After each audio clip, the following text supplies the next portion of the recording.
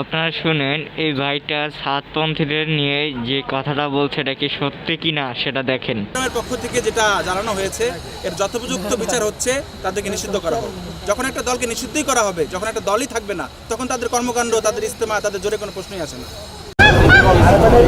স্বেচ্ছাশ্রমে পুরোদমে চলছে বিশ্ব ইজতেমার প্রস্তুতি। প্রথম পর্বে অংশ নিচ্ছে তাবলিগ জামায়াতের শুরায়ে নেজামের সাথীরা। আয়োজকদের দাবি, এতে অংশ নেবেন দেশ বিদেশের 20 লাখের বেশি মুসল্লি। ইজতেমাকে ঘিরে অপ্রীতিকর পরিস্থিতি এড়াতে কঠোর নিরাপত্তা ব্যবস্থা নিচ্ছে পুলিশ। 2018 সাল থেকে 2 পর্বে বিশ্ব ইজতেমা হলেও এবার পরিবর্তিত পরিস্থিতিতে দ্বিতীয় পর্ব অর্থাৎ সাতপন্থীদের ইজতেমা নিয়ে অনিশ্চয়তা তৈরি হয়েছে। গত বছরের 17 ডিসেম্বর রাতে শুরায়ে নেজামের সাথীদের উপর হামলা চালায় মাওলানা সাদের অনুসারীরা। এরপর ইজতেমা মাঠকে কেন্দ্র করে গাজীপুর পুলিশ কমিশনার ইজতেমা মাঠ ও আশপাশের এলাকা জুড়ে 144 ধারা জারি করেছে। শুরায়ে নেজামের সাথীদের উপর হামলা চালানোর দায়ে বেশ কয়েকজনকে গ্রেফতার করেছে পুলিশ। পরে চলতি মাসের 7 জানুয়ারি ইজতেমা মাঠে নিষেধাজ্ঞা প্রত্যাহার করেন গাজীপুর পুলিশ কমিশনার। এরপর থেকেই পুরোদমে ইজতেমার মাঠ প্রস্তুত করতেছে শুরায়ে নেজামের সাথীরা। তবে এবার সাতপন্থীদের ইজতেমা নিয়ে অনেকটা অনিশ্চয়তা দেখা দিয়েছে। সরকারের সিদ্ধান্ত অনুযায়ী এবার 31 জানুয়ারি শুরু হয়ে 2 ফেব্রুয়ারি শেষ হবে প্রথম পর্বের ইজতেমা। এ পর্বের আয়োজক শুরায়ে নেজাম। এরপর 7 জানুয়ারি থেকে 9 ফেব্রুয়ারি পর্যন্ত ইজতেমা হওয়ার কথা।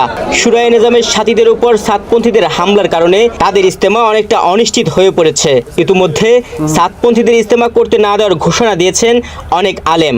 যদিও সরকারের পক্ষ থেকে এমন কোনো সিদ্ধান্ত জানানো হয়নি, সেই হিসেবে আগের তারিখেই ইজতেমা হওয়ার কথা। এখন পর্যন্ত সরকারের পক্ষ থেকে সাতপন্থীদের ইজতেমা করতে কোনো বাধা নেই বলে জানিয়েছেন মিডিয়ার সমন্বয়ক সিয়াম। আলহামদুলিল্লাহ, এখন আমাদের ইজতেমার ব্যাপারে সরকারের সাথে আমাদের আলোচনা চলমান আছে। আমরা আশা করছি খুব দ্রুত সময়ের ভিতরে সরকার আর নতুন প্রজ্ঞাপন আকারে আমাদের ইজতেমার তারিখ নির্ধারণ করবে। যতক্ষণ পর্যন্ত প্রজ্ঞাপন আকারে তারিখ নির্ধারণ না করে ততক্ষণ পর্যন্ত আমাদের যে পূর্বের তারিখ আছে সেই তারিখ এখন পর্যন্ত সরকারি সিদ্ধান্ত মোতাবেক বহাল আছে। সেই তারিখকে তো সরকার কোনো প্রজ্ঞাপন দিয়ে বাতিল করে নাই। অতএব সরকারের সাথে আমাদের বৈঠক হয়েছে এবং যে ইজতেমার তারিখ ছিল 7, 8, 9 ফেব্রুয়ারি, সেই তারিখ এখন পর্যন্ত চলমান আছে। তবে আমরা আশা করতে আছি যদি এই তারিখ পরিবর্তন হয় তাহলে নতুন আমাদের সাথে তারিখ, যে তারিখ সরকার ঘোষণা করবে সেই তারিখ ঘোষণা করে পূর্বের তারিখ বাতিল করা হবে।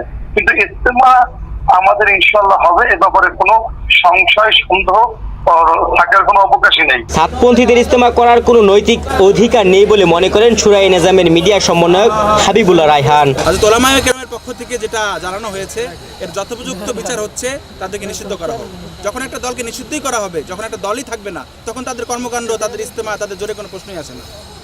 এবং সরকারের ঊর্ধ্বতন কর্মকর্তার সাথে হযরত উলামায়ে কেরাম, বাংলাদেশ শীর্ষস্থানীয় উলামায়ে কেরাম বৈঠক করেও এই দাবিটা জানিয়েছেন। আশা করি ইনশাআল্লাহ সরকারের পক্ষ থেকে একটি সুন্দর সুষ্ঠু সিদ্ধান্ত আসবে, যেটা আপনারাও জানতে পারবেন, আমরাও জানতে পারবো, পুরো দেশবাসী জানতে পারবে। ধন্যবাদ।